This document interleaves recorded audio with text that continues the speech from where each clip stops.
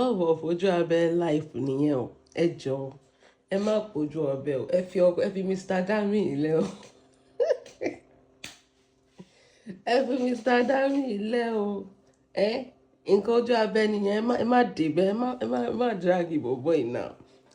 Ṣẹ́rí, mo dẹ̀ understand the plight àwọn èèyàn nípa Dami yẹn.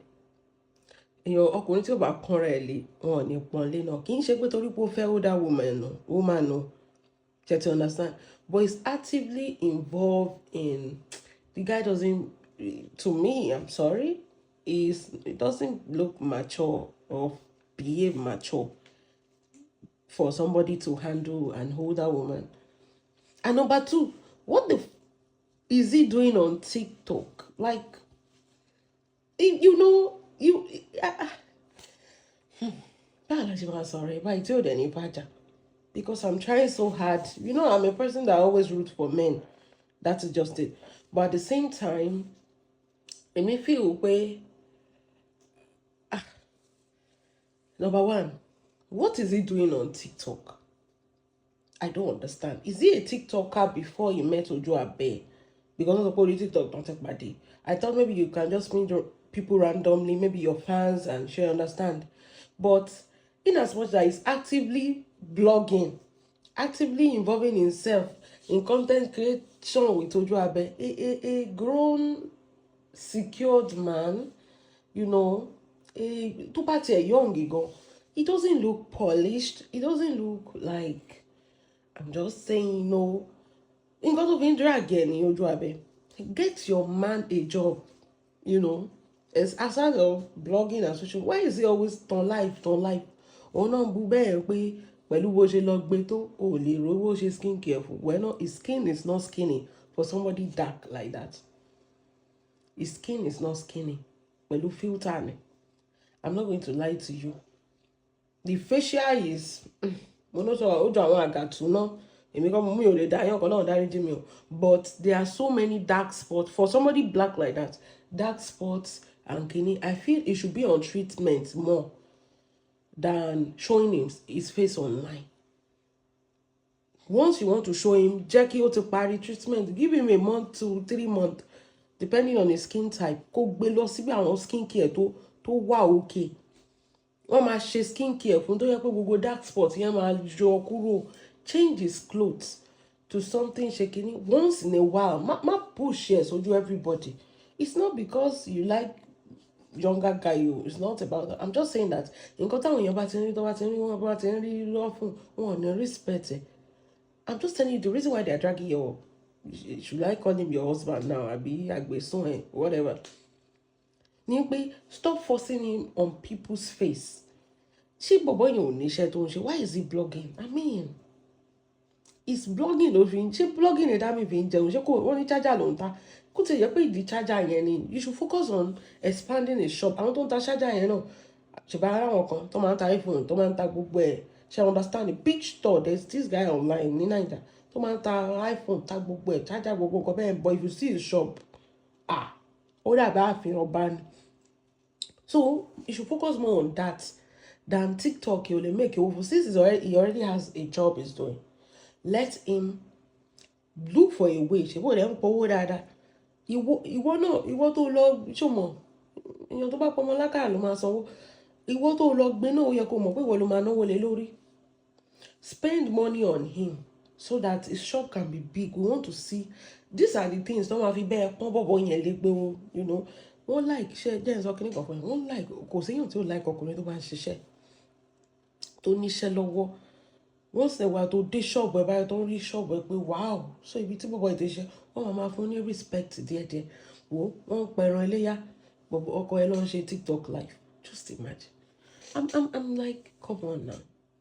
Wọ́n ń pa ẹran iléyá ọkọ ẹ̀ ń ṣe TikTok live torí pé inú ẹ̀ ń dùn wọ́n. They don't go respect this your husband though. Sori pé o ti fẹ́ ní attack látọjọ́ tó ti fẹ́. Ìwọ ló fà á now. Take him off of social media. Ó máa sọ fún ni pé Dami, take yourself off of social media.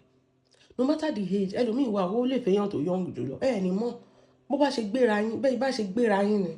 Bẹ́ẹ̀ dẹ̀ ṣe gbéra yín, gbéra yín with common sense. níbi tọ́kọ ẹ tí wọ́n ń halẹ̀ mọ́ àwọn fans ẹ̀ tó ti jẹ́ kó lose top gifter ó jẹ́ kó lose gbogbo nǹkan bẹ́ẹ̀ ẹ̀ jọ gbéra yín síbi tẹ́ ẹ ti ní common sense òun ni mo bẹ́ẹ̀ lọ́wọ́ ẹ̀ pé is he a blogger so tó bá yẹ pé blogger ni wọ́n máa dedicate chair tó máa jókòó fún pẹ̀lú table and he's going to talk about something tó mọ́ ọpọlọ wá pé wú àwọn èèyàn máa mọ̀ pé sí kò sí nǹkan téèyàn wò kán pọ́n nǹkan lé ó yàtọ̀ síra bó bá dẹ̀ ṣe náà lọ́ ṣe máa bẹ pọ́n lé so that is just it kán pọ́n nǹkan lé ó yàtọ̀ síra.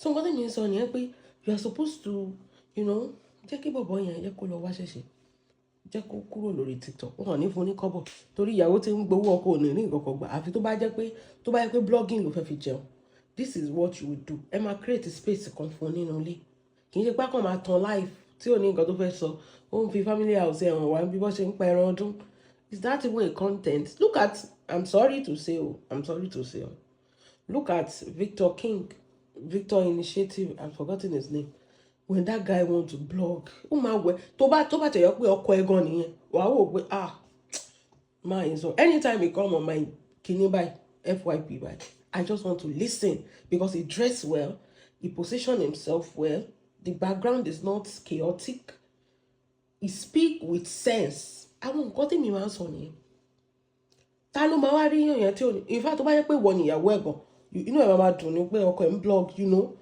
but that mean it's not even mi ò rò bó ti wẹ̀ àbó ti fọ́nú he just sit down in a shabby place ó tan TikTok live ó ń wòkè báyìí ó tan TikTok live kò pọ́nyàn lé nǹkan tó bá pọ́nlé làwọn abẹ́yẹ pọ́nlé tó bá yẹ pé blogging lò kò sí big deal no blogging kò séyàn tí ó lè blog but at least do it in a ọkùnrin yẹn you have to do it in a way that àwọn èèyàn máa rí pé wow ìwọ náà tó dẹ̀ ti jẹ́ TikToker wàá dẹ̀ máa bá share ní orí TikTok yẹn àbí you be sharing it for her so àwọn èèyàn máa sọ pé wow ẹwọ kò ojú abẹ́ ọ̀pọ̀ yìí máa wà refine ó máa ṣe kí ni ọkùnrin ní justice ní gbogbo kan máa tọ́ TikTok like ọkọ̀ máa ṣe ibò gan ojú abẹ́ jẹ́ ìsọ kí ní kọ̀ fún Akeem ọkọ̀ àwọn single mother ó ní steeze ju èèyàn tó gbé sílé yẹn ọlọ so remove him tó bá mọ̀ pé kì í ṣe blogging ló fẹ́ máa ṣe remove him kó jẹ́ pé ẹ̀kan tó bá máa ju fídíò síbẹ̀ ẹ̀ ti edit fídíò yẹn á wọṣọ tó wà òkè á jókòó á dẹ̀ sọ nǹkan tó lọ́pọlọ that is what blogging is nísìnyí wọ́n ṣàmọ̀ pé you just want to be there that is just it then another thing is tó bá yẹ pé charger ló fẹ́ máa tà ẹ máa show ẹ mọ́ in a shop ẹ mi sọ pé ẹ ti ṣe gbogbo ṣùgbọ́n ó wà lọ́wọ́ ojú abẹ nǹkan tẹ́mi sọ wẹ́ ni ìwọ ló fẹ́ lọ òun wọ́kùnrin mi ò rò pé òun wọ́kùnrin tó máa tọ́jú ẹ̀ torí pé you have your money right so o máa náwó lé lórí either way wọ́n tó bá lọ fẹ́yàn tó kéré jù ẹ lọ ìwọ ló máa náwó fún tó bá fẹ́yàn tó dàgbà jù ẹ lọ òun ló máa náwó fún ẹ period tó rẹ̀ mọ̀ pé bí mo ṣe wà yìí mi ì lápá aṣẹ́ èmi náà ń bọ́ lé wa bẹ́ẹ̀ ni ayé mi làlàjì wa ẹ̀yin kan ti máa mọ̀ pé mo bàjẹ́ bẹ́ẹ̀ ni èmi náà máa ṣiṣẹ́ màmá kó fọkùnrin kò jọ ọkọ mi ń tọ́jú mi bẹ́ẹ̀ ni ó tó ní there is more to pé kọ́ ọmọ kékeré kó ẹ̀ mọ́lẹ̀ kó máa rún ẹ for 24 hours tó bá ti rún ẹ tó wà ó tún padà sí àtúnlọ́wọ́ ṣiṣẹ́ àti wọn máa kówó ẹ̀ fún èmi ò lè ṣe o ìwọ tó bá ti rún mi ló máa tọ́jú mi bẹ́ẹ̀ ilé ayé tèmi wá nìyẹn mi ò reverse role of creation Ọlọ́run ti sọ pé Adam nínú struggle ló ti máa jẹ nínú struggle náà ló ti máa fún ṣe kíni ló ti máa fún yàwó ẹ̀ so Ọlọ́run ló pin bẹ́ẹ̀ èmi ò lè reverse role yẹn lájẹ mo like ara mi so ìwọ tó ti lọ gbé èèyàn tó bá pànà kí ló máa gbé na you bring am come na you go refurnish his shop normally ó yẹ kó jẹ́ pé ọkùnrin ló máa ṣe fún ẹ tó máa gba ṣọ́ọ̀bù fún ẹ tó máa ṣe gbogbo ẹ̀ fún ẹ bọ́n sì ìwọ ló lọ fẹ́ yàn tó kékeré tó sọ pé ó fẹ́ di labrat so Mrs Labrat àti Mr Labrat ẹ ṣó ṣọ́ọ̀bù yín so that àwọn èèyàn máa pọ́n yín èmi kàn sọ fún yín pé wọn ò ní pọ́n yín lé wọn ò pọ́n bọ́bọ́ yẹn lé torí pé wọ́n rí pé kò síṣẹ́ lọ́wọ́ ẹ̀ pé kàn ṣe bálabàlá lọ́nláìn ni that is why I don't fi pọ́n lé it shouldn't interfere in anything that concern ojú ọbẹ̀ online so that àwọn èèyàn máa fún ní steals díẹ̀díẹ̀ wípé ẹ̀wọ̀n kọjọ by the time tó wá máa gbé wá jẹ́ kó tiẹ̀ kọ́kọ́ kúrò online pẹ̀lú gbogbo drama tó ti create wọn pẹ́ látijọ́ tó ti bẹ̀rẹ̀ orí burúkú yẹn náà ti bẹ̀rẹ̀ sí ń drag ìwọ náà ó ti ìyẹ́ gan náà ó ti reduce to 0 that is it ó yẹ kó ṣe kí ni ó yẹ kó gbé pamọ́ by the time tó wá máa gbé jáde kí gbogbo ojú ẹ̀ skin care yẹn tẹ ti ṣe dáadáa, gbogbo ojú ẹ̀ ti wà ókè, aṣọ gidi ló wà lọ́rùn ẹ̀, ibi tó jókòó sí gan tó ti fẹ́ sọ ọ̀rọ̀ tó fẹ́ sọ gan, mo máa sọ fún yín blogging yẹn gbọ́dọ̀ fọkọ lọ blog tó bá jáde tó wá sọ̀rọ̀ sọkúsọ àwọn tó wà online wọn stupid ibi tẹ̀ kákan wò pé kí ló ń ṣe eléyìí ò tẹ̀ mọ nǹkan tó fẹ́ sọ, ẹ ti máa jẹ́ kó mọ nǹkan tó fẹ́ sọ ẹ máa record ẹ má jẹ́ kó ṣe live, ẹ máa record ẹ máa edit ẹ máa jẹ́ kí gbogbo ẹ̀ kó ṣe kíní kí skin ẹ tó bá yẹ pé máa lo filter sí ni so that gbogbo dark spot tó bá kù ẹ ń ṣe skin care náà gbogbo dark spot yẹn náà máa ṣe kíní ó máa ti lọ, ẹ máa fi filter sí ẹ máa polish ẹ dáadáa ó máa wá ń bí ó máa jókòó bí ọkùnrin ní sì ṣe ló dàbí ọmọ kékeré tó ń gba búrẹ́dì lọ́wọ́ ẹ̀ tó ń wọ pátá kiri, that is it. ó máa dàbí ọmọ kékeré tó ń gba búrẹ́dì lọ́wọ́ ẹ̀ tó ń wọ pátá kiri bó ṣe rí nísìn ni.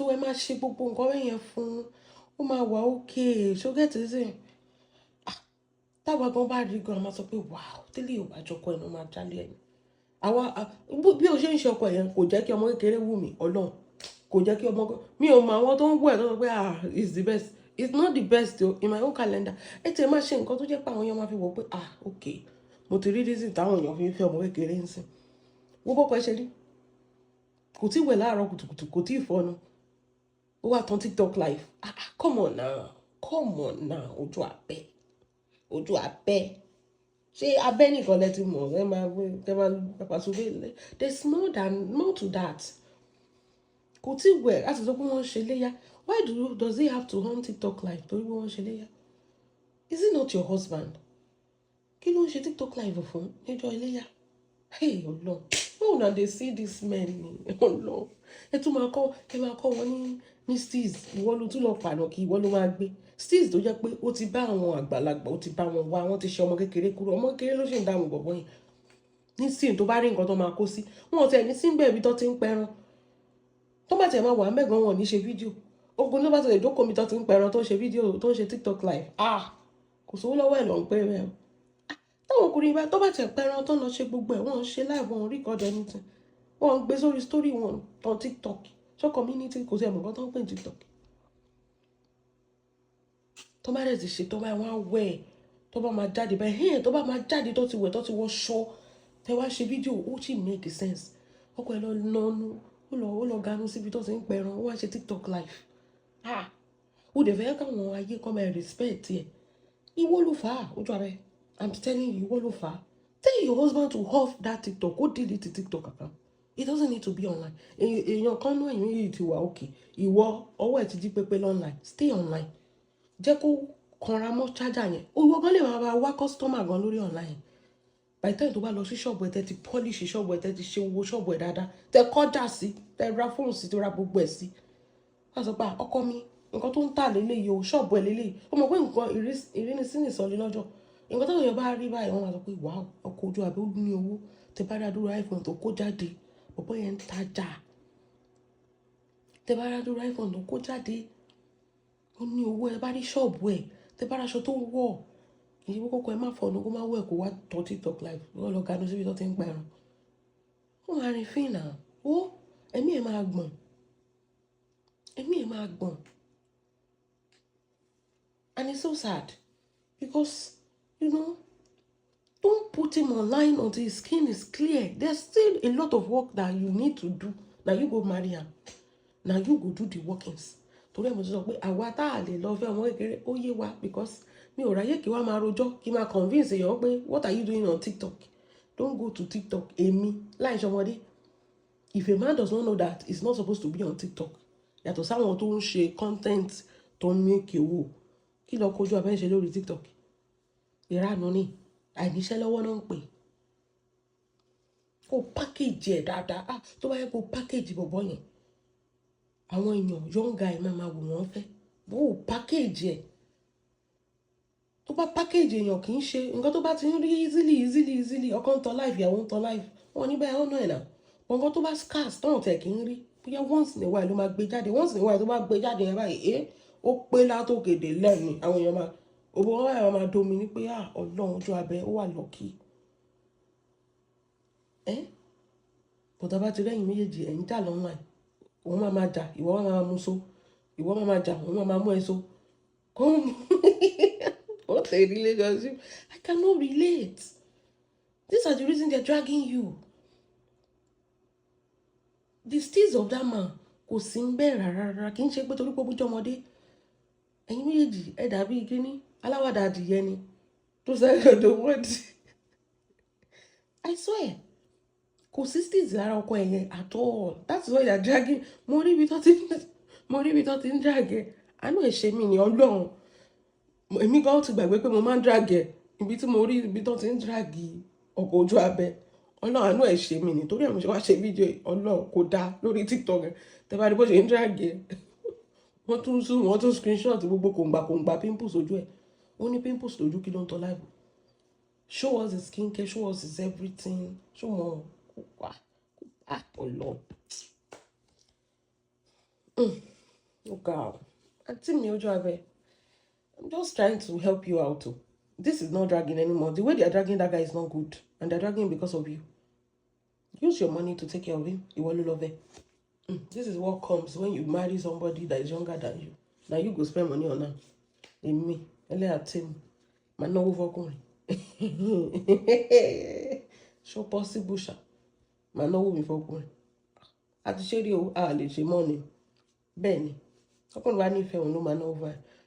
Olúwa náà fún ẹ kò sí ò bá jẹ́ pé okay ní sùúrù ojú abẹ ò bá jẹ́ pé ó dàgbà jù ẹ lọ òun ló máa náwó fún ẹ ò bá jẹ́ pé ó kéré jù ẹ lọ jàre òun ló máa náwó fún ẹ nǹkan tí ò ti yé ni but this guy clearly nígbà bí ṣe understand nǹkan ò tí ì yò ó fẹ́ náwó fún yàn so tó bá mọ̀ pé irú èèyàn tó fẹ́ fẹ́ nìyẹn ìwọ náà máa ṣe kí ni wà á tètè cover ẹ̀ up ni wà á cover ẹ̀ up pẹ̀lú kí ni pẹ̀lú táwọn èèyàn máa sọ pé yes ó ní ọkọ. But with the things we're seeing online, you guys will lose it through social media. You might lose it because they will never accept you guys. Only change it they need. You need some changes in that relationship. Apply. Or else they will never accept the two of you. Mama drag in. Mama finish Seni. Ẹ̀sìn tí ọkọ ẹ̀ dẹ̀ ń ṣe. Ó wọ̀ sí ju ti ẹ̀sìn tí Lábùbú. Ọkọ Jésù ẹ̀sìn tó ń ṣe lọ ṣó mọ̀ ṣá bẹ́ẹ̀ ni wọ́n tẹ̀ sí try wọ́n ṣe pàkéjì bọ̀dá láti ìwọ ò tiẹ̀ pàkéjì ti ẹ̀kọ́ fi ilẹ̀ sí Ọlọ́run wọ́n tẹ̀ sí pàkéjì bọ̀dá láti ìwọ ò mọ̀ pàkéjì tiẹ̀ wá sọ pé ọmọ kéré you are speaking for women that want to marry younger girl that like younger guy you use yourself as a lab rat ṣé ìwọ ló máa kọ́ fẹ́yàn tó kéré jù. I'm sorry for you.